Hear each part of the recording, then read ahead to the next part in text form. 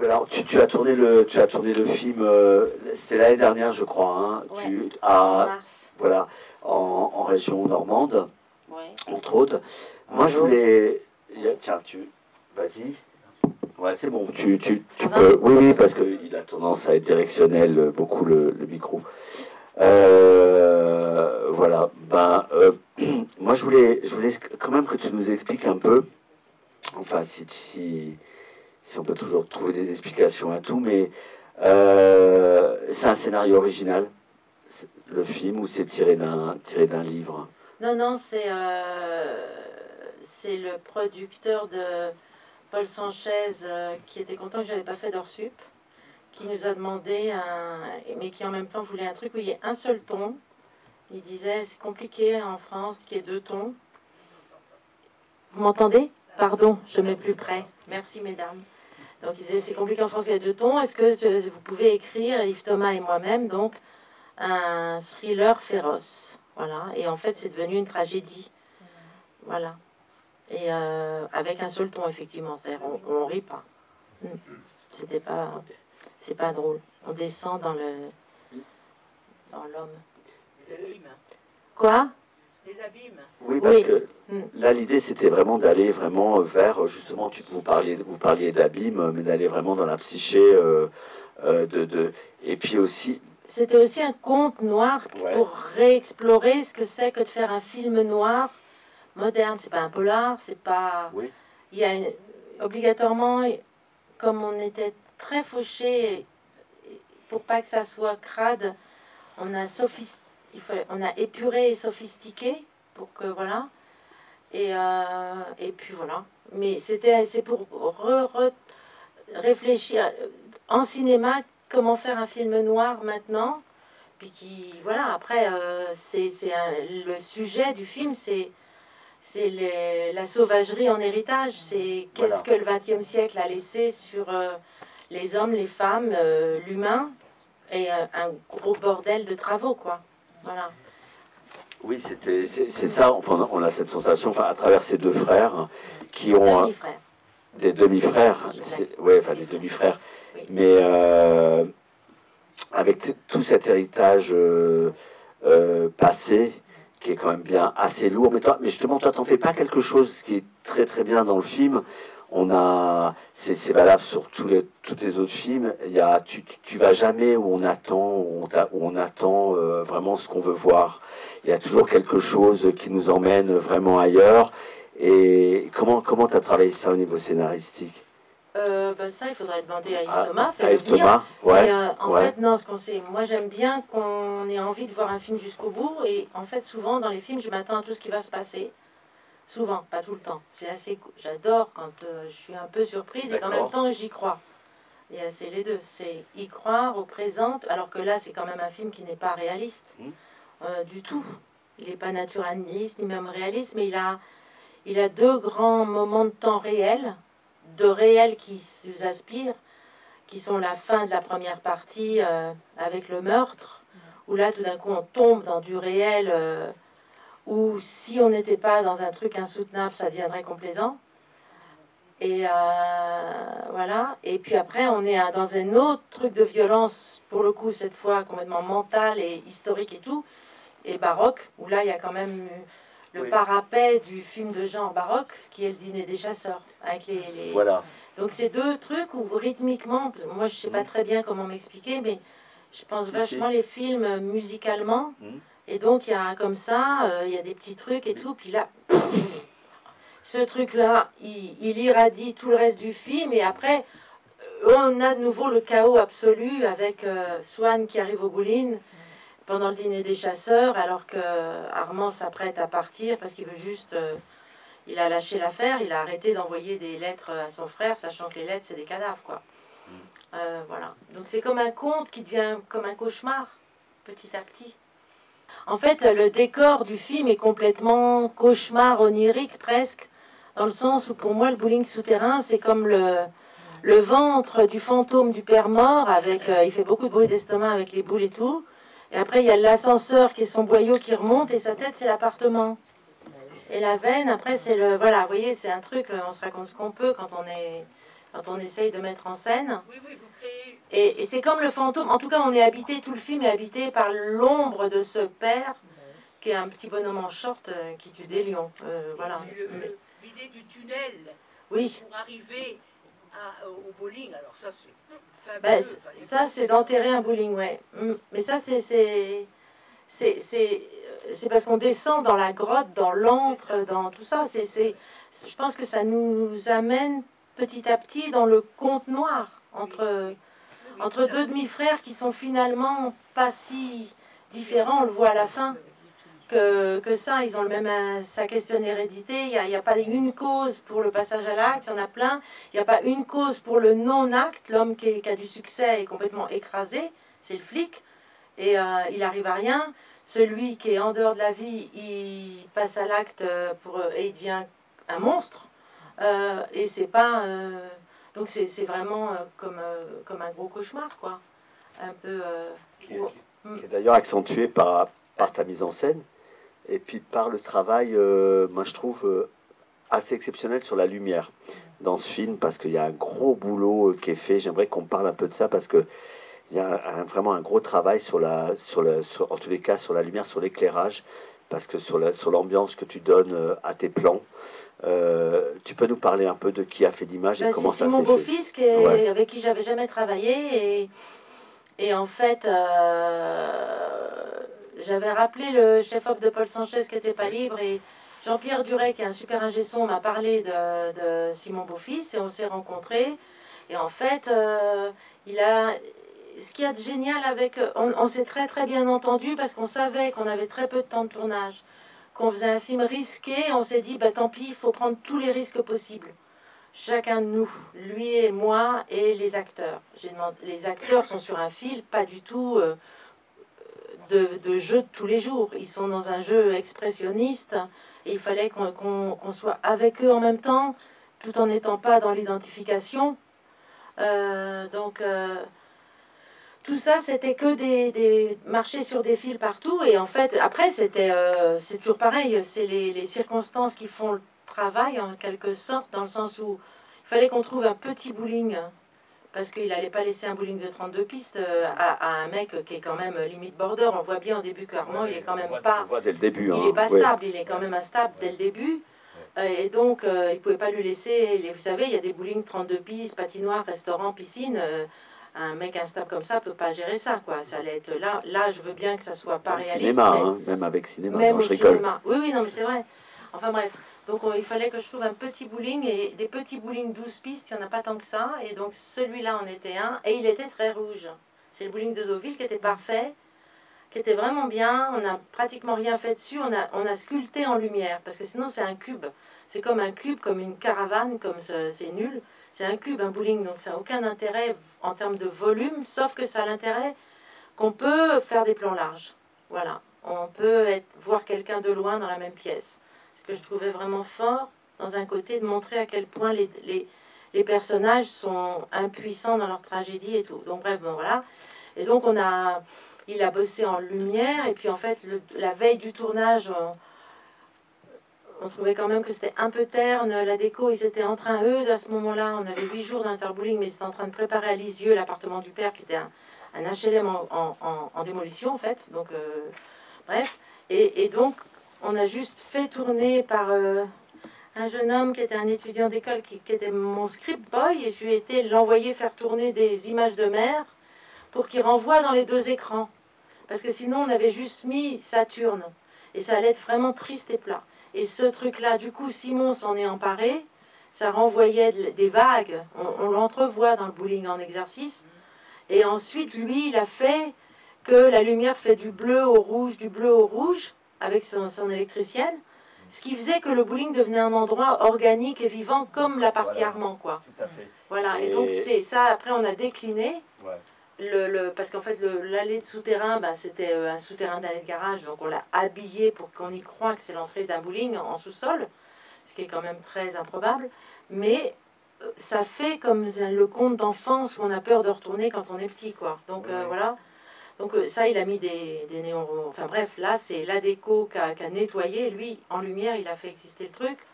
Après, c'était vraiment avec des bouts de ficelle, mais c'était radical, et donc ça fonctionne. Et après, l'appartement du père, on a été dans les verts et la jungle du baroque, de sa tête surchargée au vieux qui est mort. C'est vrai que tu utilises souvent le mot baroque. Et Bah, c'est c'est vrai la fin qui est baroque. la fin qui est baroque, mais on pense, je ne sais pas si ça vous a fait penser aussi dans la travail sur la lumière au travail des films de Dario Argento. Enfin, il y a quelque chose, je ne sais pas si tu aimes le cinéma Mais de ça Dario dépend, Argento. ouais, ça, j'aime Ou assez, pas, mais je pense que ça n'a rien à Suspiria, ou... voir. Mais ça n'a pas vraiment à voir parce que les giallo de Argento, les effets de lumière font récit, pratiquement, pour moi. Et là, je sais pas. J'ai l'impression qu'on... Moi, en tant que spectateur, à un moment donné, je me suis un peu, ça m'a interpellé comme ça, d'un point de vue, juste par rapport à la cinéphilie, et me disant, tiens, il y a quelque chose peut-être Non, qui par rapport à la ressemble au Giallo un peu quand même. Par rapport à la Non. cinéphilie, si on a parlé de trucs, c'était... On a parlé de Oshima. Oshima, oui. Ouais, Lequel, l'Empire des Sens ou... Non, des trucs plus minimalistes. Et puis, je sais pas, moi, par exemple, la séquence des filles sous la pluie au début, pour moi, on était en plein cinéma coréen. Et c'est quand même un des moments du film où on touche le plus la misère et la souffrance humaine, quoi. Là, c'est vraiment, on pose le personnage comme étant dans l'invisibilité absolue, quoi. Donc là, on faisait de la lumière coréenne, un peu. Voilà. Un peu comme si on était à Séoul. Ouais. On a refait ça dans le troisième corps qui est jeté au bord du fossé, dans le cimetière. Parce que là, c'est pareil, on s'en sortait pas. J'avais qu'une heure pour tourner ça, et donc on a fait Luna Park, là, en termes de lumière. Mais Simon était vraiment malin, quoi. On se rend pas toujours compte parce que quand on programme, on regarde des films et tout, on voit le résultat, on est quand même assez ébloui, et puis on se dit, mais alors qu'il y a tellement de problèmes qui se posent tout le temps, techniques, de temps, d'argent, de tout, quoi. Ouais, c'est ça, Enfin, mais c'est bon, pas à nous, mais voilà. c'est pas intéressant d'en parler. Non, c'est pas intéressant tout. Mais en C'est même temps, juste de savoir que quand on fait un film, il y a des arbitrages, et on se dit là, je suis pas d'accord, là, on peut pas passer ça en une journée, etc., etc. Voilà, c'est clair que le meurtre, je l'ai pas tourné en une journée. C'est impossible, c'était trop difficile. J'ai tourné en 2 jours. Et merci déjà Patricia. pas beaucoup. Le choix des acteurs, bah écoutez, je connaissais Achille Reggiani comme comédien. Je l'avais vu au théâtre. Et du théâtre. ouais, et Leila Muse qui fait Gloria, elle était au TNS avec lui. Donc ils avaient 3 ans de complicité, de banc d'école de théâtre ensemble. Voilà. Après, Ilan n'est pas une actrice. Swan. Elle est scénographe à Londres. En fait, j'avais une autre actrice qui était une franco-japonaise qui n'a pas pu faire le film au dernier moment entre le Covid, le machin. Là, il y a eu un autre film afro-japon. Ça collait pas avec les quarantaines et tout. Donc, en novembre, enfin, pas au dernier moment, 3 mois avant, j'ai vu qu'on n'allait pas y arriver. Donc, on a cherché quelqu'un d'autre. Et je voulais que ça soit une étrangère qui soit la dame qui pousse son désir vers Guillaume, parce que je trouvais que ça donnait du coffre à la ville. Ça lui donnait un côté métropole moderne entre le côté hétéroclite de l'architecture qu'on entrevoit un peu et le fait que cette femme soit là on voit rien de son boulot de militante, on voit juste qu'elle poursuit Guillaume de ses assiduités avec une constance inébranlable et une grande tendresse quand elle voit qu'il va pas bien. Donc ça, je trouvais ça... Et il fallait une fille qu'on voit. Voilà, et donc quand on a trouvé Ilan, on avait fait des... En plus, tout ça étant sous Covid, c'était vraiment très compliqué. Ah oui, il y avait ça aussi. Ouais, on faisait les zooms, on faisait les essais en Zoom, enfin bref. Elle pouvait pas venir d'Angleterre, enfin bref, tout ça, c'était vraiment chaud. Et voilà, elle habite à Londres. Et Arié est arrivé très tard sur le film, parce qu'à la base, j'avais un autre acteur avec qui je me suis pas entendue, parce qu'il voulait gicler les femmes. Il disait que ça n'avait pas de sens, donc voilà. Et donc, du coup, Arié a quand même sauvé le film, parce qu'il est arrivé 3 semaines avant. Voilà, et c'est super, parce qu'on croit vraiment à ce qu'ils soient frères tous les deux, physiquement. Donc, Au niveau du regard. Oui, puis au niveau de la tête qui se tord un peu, qui devient un peu plastique, quoi. Voilà. Merci beaucoup. D'autres questions peut-être Mais par exemple, il y a un truc rigolo. Vous voyez, par exemple, le début du film, il y a un moment où on voit tout de suite qu'on n'est pas dans un film réaliste une fois passé la première scène où il a appris la mort de son père, qu'il a dit je m'en fous, je mange et que je vais pas à l'enterrement, bon bref, on voit qu'il est choqué puisqu'il va, il a quand même un truc, il se réfugie vers un emblème de féminité qui est la voiture au foulard. Ça, c'est pas du tout réaliste, ça nous met dans un ton de tragédie, en fait. Et je trouvais, en fait, ça, j'ai pensé à Miyazaki pour faire le foulard.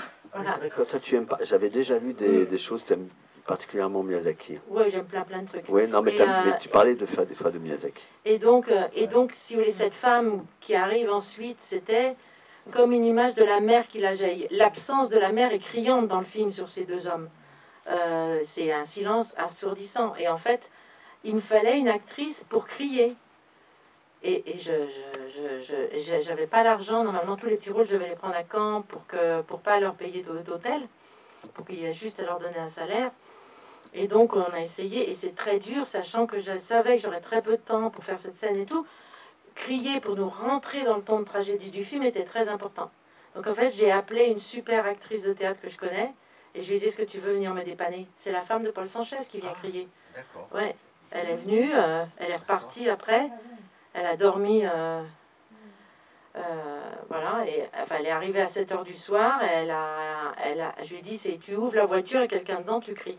Voilà, et c'est tout, et puis après elle est repartie. Et elle m'a sauvé la vie parce qu'elle nous faisait rentrer dans le film, et je savais qu'on n'allait pas galérer 3 heures à arriver à avoir un cri qui soit un cri à la fois conte, à la fois fable, à la fois flippant, et à la fois flippé, et à la fois avec de l'ambiguïté, et puis une voix, enfin bref.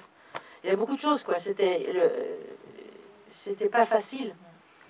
C'était un truc... Cette image du foulard, pour moi, elle est absolument magnifique. Ouais. Super. Incroyable. Ouais. Mais en fait, si vous voulez, j'y ai D'ailleurs, pensé, je sais, c'était quand je parlais du film avec Achille Reggiani, où on se disait qu'il y avait un côté qui veut retrouver... et c'est lui qui a parlé de Miyazaki, je crois, en plus. Qui disait, le foulard, il faut que j'ai envie d'aller vers le foulard, parce que le rôle n'est pas psychologique. Le rôle est tout le temps organique. Voilà. Ça symbolise énormément ce qu'est le film, cette scène d'ailleurs avec le foulard là. Il faut dire que le décor est assez dingue. C'est pas du tout un endroit naturaliste. Où, là, vous voyez, si vous connaissez Caen, la presqu'île où il y a le cargo, un peu après. Oui, c'est juste après. C'est après les Beaux-Arts. Il y a une grosse centrale électrique qui fait des colonnes blanches. Ouais. Et en fait, à la base, je voulais faire Les Filles sous la pluie là, mais comme s'il y avait de la haute tension, de je sais pas quoi et tout, on pouvait pas faire de la fausse pluie, ça allait nous faire tous cramer. Donc j'ai fait juste à côté Les Filles sous la pluie, mais la dame du foulard, il pleuvait pas, on l'a fait là. Voilà. Il y a un gros truc électrique après le cargo qui va vers le viaduc. Voilà. Bon voilà, vous avez vu les lieux. Et c'est un endroit où j'ai complètement adoré ces énormes colonnes. Parce que je trouvais qu'il fallait, comme on avait peu de... C'est un très beau bâtiment, architectural en parlant. Ouais. Et comme on avait peu de choses pour montrer la ville, peu de moments, peu de fenêtres, on est quand même tout le temps enterré dans le sous-sol du bowling, ou dans l'appartement, ou dans le commissariat où il est coincé, ou au cimetière, on est dans un conte, quoi, on se balade dans peu de lieux. Les quelques moments où on voit la ville, il fallait donner un sentiment de la ville. Et je trouvais que ça donnait de la ville. Le fait de mettre le commissariat avec cette espèce d'escalier que j'appelais l'escalier Potemkin dans une vieille partie de la ville très historique, je trouvais ça bien par rapport à l'opposition avec le tramway. Et ça montrait une ville qu'on ne sait pas par où attraper, quoi. Donc ça montrait, même si le film est très tragique, les gens essayent de rester vivants. C'était mon idée, quoi. Voilà. Moi, j'aimerais bien que tu nous parles un peu du montage du film, parce que, enfin, je pense que tu as déjà exprimé des choses là-dessus, mais parce qu'il y a j'ai l'impression qu'il y a un gros boulot sur la manière dont tu as composé après ton film, où tu avais les choses, tout était très clair dans ta tête. J'avais surtout une super monteuse qui s'appelle Mathilde Muyard, avec qui je travaille depuis 3 films, et où j'étais tellement heureuse qu'elle commence toute seule, tellement quand même le film était idylle avec de la souffrance humaine. Donc j'étais comme là, et comme on tournait tout dans le désordre, parce que tout était un mélange entre les décors, les 2 déménagements et tout, j'avais besoin qu'elle commence avant. Je parlais avec elle le dimanche, et en fait j'étais trop heureuse qu'elle soit un peu, qu'elle me déblaye le terrain sur toute cette souffrance humaine et cette errance et cette solitude des hommes. Voilà, donc il faudrait que Mathilde pourrait répondre, mais on a beaucoup travaillé, en fait, ben, c'est toujours compliqué un montage, mais en fait, comme j'avais très peu tourné, enfin très peu de temps, j'avais pas tant de matière que ça, donc il n'y a pas tant de choses qui sont pas montées, mais par contre, les équilibres, voilà, quand on avait, à un moment, on se disait que on a voulu aller plus vite au meurtre, et c'était horrible. On aurait dit qu'il était un serial killer, alors que là, on voit que c'est la première fois que c'est le destin qui le frappe et tout. Et c'est après. Et après, il a fallu équilibrer. Après, ça a été long de trouver l'équilibre pour le début de Guillaume, pour que ça tienne le choc, parce qu'on est quand même tellement aspiré par ce qu'on vient de voir sur la fin de la partie Armand, qu'en même temps... il fallait qu'on soit tendu, fallait qu'on reste tendu, alors c'est difficile puisqu'il est arrêté, il arrive à rien, elle le veut, il répond pas à une femme, il répond pas à son commissaire, il est aimanté par le bullying, mais il se passe rien. Vous voyez, c'était l'homme d'action arrêté, quoi. De temps en temps, quand il voit son frère, c'est quelque chose de différent à chaque fois, dans le sens où Achille Régani avait construit du coup un truc complètement décousu. Un coup, il est comme un gamin qui le fait chier, un coup, il est comme un mec un pas vite qui lui dit tu veux rentrer dans l'appartement. Enfin bon, c'était là où comme s'il s'amusait à devenir le Joker, quoi. Et après, bon, après sur le dîner des chasseurs et toute la fin, là c'était juste c'était du cinéma. C'est vrai que je crois que tu avais monté le film d'Agnès Varda, Antoine Illois, c'est ça? Ouais. Ah, tu es monteuse aussi? Oui, j'ai pas touché. T'as pas touché ouais. depuis. Non, la monteuse de peau de vache. Non, j'avais monté peau de vache et c'était très mauvais. Donc il y a une monteuse qui est arrivée, qui m'a viré de la salle 15 jours. Et depuis, c'est Sophie Schmidt, elle a sauvé le film. Et depuis, j'ai pu toucher, je sais pas, monter en numérique, j'ai pu toucher. Voilà. Mais elle avait raison. Ouais, parce que c'est vrai que voilà, mais après, j'adore le montage, j'y suis tout le temps. Ça nous impressionne toujours quand quelqu'un travaille avec Agnès Varda, mais voilà, mais c'est toujours, surtout sur ce film qui était très particulier, c'est Antoine Illois, qui est vraiment un film, vraiment, moi je trouve, encore à part et qui est très important dans la filmographie d'Agnès Varda. Oui, dans le film, on retrouve pas tellement un idéal de ce qu'on aimerait être. Et je voulais vous interroger justement sur cette noirceur des personnages. Vous y avez répondu en quelque sorte au montage, sur le montage, c'est-à-dire c'est une affaire entre autres de rythme. Et je voulais vous demander par rapport à l'écriture, comment vous avez dosé cette noirceur-là pour que ça se tienne et qu'on n'ait pas la tentation d'aller plus loin dans l'excès ou moins? Je sais pas, mais en tout cas, c'était pas tant le montage sur la noirceur des personnages, enfin si, bien sûr, mais que le fait que le sujet, c'est sur la sauvagerie en héritage, sur les racines de la violence, sur tout ça, et que si on le prend au sérieux, enfin, je veux dire, là, en ce moment, quand on voit, on voit plein d'images hyper violentes et tout, et on s'en fout, c'était aussi pour comment on traite la violence en termes narratifs. Voilà, et ça a fait ça pour être honnête avec et lucide avec. Mais version conte noir. Voilà. On est dans un conte. Ouais, pour moi, on est dans un conte. On est, voilà. Il était une fois un homme invisible qui a été jeté, qui va vers un flic. Celui qui n'a pas de succès, qui n'est pas dans la réussite, est écrasé et passe à l'acte. Celui qui est dans la réussite est écrasé, tout pareil, parce que ça vient d'avant. C'est cette espèce de puits quand il y a les chasseurs qui regardent le souvenir et tout. Voilà. Mais c'est très psychologique, votre film. Quoi? C'est très psychologique. Bah, c'est à la fois pas et très, ouais. Voilà, c'est les deux. Bah oui, c'est une histoire, une tragédie familiale. Oui. Oui, peut-être. Je vous remercie. Je vais vous poser une question plus générale, on va dire, à la fois d'écriture, mais aussi même de manière dont vous faites vos films. C'est l'espèce d'obsession, j'ai l'impression, dans votre filmographie, de la verticalité, ou du moins de faire de la verticalité un outil métaphorique. Enfin, je pense par exemple à Paul Sanchez ou même à Travolta et moi, où c'est toujours des questions de montée, de descente, etc. Et donc, ouais, c'est intéressant. J'ai donc, pas... ouais. Je pense que juste c'est... pour savoir si ce qui apparaît comme motif comme ça, j'ai l'impression dans vos films, enfin si c'était quelque chose de conscient ou pas du tout et que... Pas du tout. Pas du tout conscient. Je viens d'apprendre quelque chose. Non, non, sérieux. Par contre, je peux quand même répondre sur un truc, c'est que c'est vrai que chaque film, pour que j'ai l'impression que je vais arriver à le faire, à chaque fois je me dis, je n'ai jamais fait ça, il faut que je vois si je sais le faire. C'est une sorte de défi et ça fait peur et ça j'aime bien. Sur celui-là, j'aime bien l'idée d'un film qui fait peur, parce que quand j'étais petite, j'adorais avoir peur au cinéma. Et, mais par contre, chaque film, j'ai besoin d'avoir une incarnation par un lieu fort.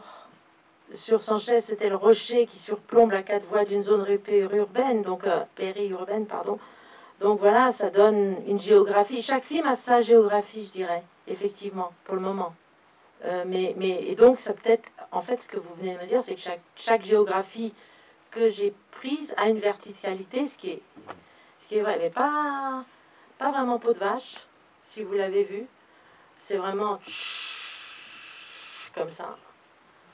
Il y a une verticalité dans le mariage, mais c'est pas... Voilà, c'est tout. C'est une séquence qui est concernée par ça. Ouais, un peu quand même. Mais sinon, c'est plus horizontal, celui-là. C'est vrai que peau de vache est comme ça, et Bowling Saturn est comme ça. Bon. Voilà. Et après, les autres, ils sont... Voilà. Merci beaucoup, je vous remercie. Mais c'est juste, hein. C'est pas quelque chose de conscient. C'est intéressant de le voir comme ça. C'est plus un truc de trouver le lieu. Et après, il y a des gens, ils vont réfléchir autrement. Ils vont partir sur une musique, ou sur une phrase, ou sur un visage, ou sur un désir de quelque chose. Et voilà. Vous parliez, on avait oublié, vous parliez de Travolta et moi, qui était fait à l'époque, je crois, par... c'était une série de films. Hein, c'est une collection pour Arte, ouais. Pour Arte de Pierre Chevalier, où il y avait Travolta et moi, qui était vraiment très très chouette. Et où il y a une galerie au-dessus de la patinoire, effectivement. La galerie de la patinoire, voilà. Est-ce qu'il y a une petite dernière question, peut-être, pour Patricia? En tout cas, nous, on est très contents parce que on va pouvoir exploiter le film. Alors, le film, il sort mercredi. Hein. Mercredi, on sera au taquet. Et puis, mais au-delà de ça, c'est vrai que je sais pas comment l'exprimer, mais je suis tellement content qu'il y ait encore du cinéma comme ça, parce que moi je trouve ça très novateur dans le cinéma français, parce que on est habitué à tellement de films qui sont bien d'ailleurs, il y a des chouettes films, mais qui sont toujours sur des thématiques un peu similaires. Voilà, qu'on est vraiment dans un cinéma français qui est assez balisé, mais qui est intéressant, enfin des fois, voilà, ou pas, ça dépend des films. Et là, on a un film qui quand même t'emporte et te montre autre chose, et te violente, te fait rêver. On est dans un conte, mais qui est très dark. Oui. Mais c'est hyper dark. Voilà, moi, je sais pas si on aimerait toujours les croiser. Non. Tu vois, pas forcément. Mais ils sont. Oui. Tu vois, pas forcément, mais en même temps, c'est des gens qu'on croise et qu'on connaît pas, parce qu'on est. Enfin, le type du bowling, c'est vrai que qui est interprété par Achille Reggiani, il est déjà extraordinaire, parce que c'est un acteur. Moi, je connaissais pas. Non, mais il est au théâtre. Il a un talent fou, quoi, cet acteur, et parce que c'est énorme ce qu'il fait, c'est hyper intérieur. Donc on est vraiment content de pouvoir programmer ce film, et j'espère qu'il y aura d'autres programmateurs en France qui auront l'envie enfin des programmateurs, programmatrices, ainsi de suite, mais d'avoir envie vraiment de cinéma, quoi, parce que là, quand je regardais, moi j'ai revu la fin, je vais aller revoir le film, et je regardais le travail parce qu'il est terrible, ce plan entre les frères, enfin son demi-frère, bon, peu importe, deux frères, et qui, voilà, il y en a un qui va aller jusqu'au suicide, quoi, de toute façon, parce que je pense que pour lui, dans sa tête, à un moment donné, c'est presque un soulagement pour son frère, pour celui qui reste. Oui, il a un rire de soulagement. De soulagement, de voir. Et c'est horrible pour Swan qui comprend pas pourquoi il va pas aider la bête. Voilà, de tuer la bête, de tuer le monstre, hein, en tous les cas. Et donc là, c'est une fin tragique. Oui, c'est un film de monstre, il est aussi monstrueux. Mais la fin, c'était, on a flippé jusqu'au bout. Hein, s'il y avait Achille ou Arié ou Swan, Ilan, elle voulait faire Kill Bill. C'était rigolo parce que je l'ai présenté à Valence il y a 3 jours. Et il y a une caissière qui m'a dit j'aime beaucoup votre film, mais je suis pas du tout d'accord que vous l'ayez laissé se suicider. Et je lui ai dit pourquoi vous avez fait ça? Je lui ai dit écoutez, il fallait bien finir le film, il meurt, sa route était finie. Elle aurait peut-être aimé qu'il soit jugé. Non, mais elle m'a dit mais je voulais qu'il pourrisse en prison. Voilà. Je trouvais ça trop chou, quoi. C'est vrai qu'on n'est pas là-dedans. Et oui, mais elle était. En tout cas, c'est parce qu'en faisant ça, il détruit définitivement son frère aussi, qui est peut-être soulagé, mais qui est révélé comme étant la partie vivante. Ça restera comme un grand film, en tous les cas, parce que j'espère que les spectateurs vont s'en emparer, on va tout faire pour, mais ça, c'est vraiment un film noir dans la grande tradition. Et merci beaucoup, Patricia, d'avoir fait ce film et d'être venue à Rouen. Donc le film sort mercredi, n'hésitez pas à en parler, c'est toujours un peu compliqué.